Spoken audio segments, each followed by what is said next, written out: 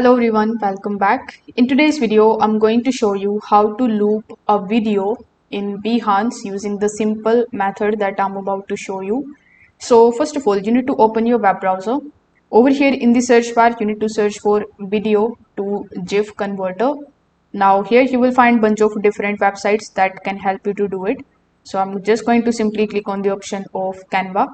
So when you click on it, you will be landed here on the free MP4 to GIF converter by Canva. So click on the option of upload your video, then select your video and wait for some time until it is converting the file.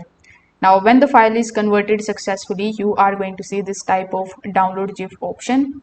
Now before downloading the GIF itself, you need to make sure that its animation is set to loop forever. In Photoshop, you can open the animation timeline, then you can choose the looping option and then you can select forever before exporting the GIF.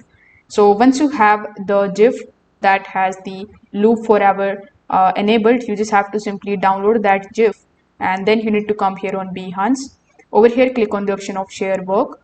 Then among the given options over here of adding the content, click on the option of video and audio. Now over here you just have to simply select that particular GIF which you have just downloaded.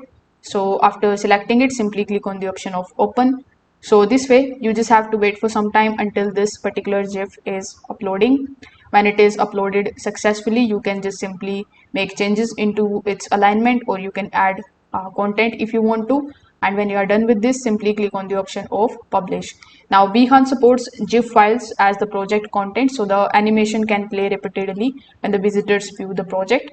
GIFs cannot be used as the project cover and the images, so you can use a regular image for your cover. So that's how you can basically do it. If this video helped you out, make sure that you like this video and subscribe to the channel. Thanks for watching.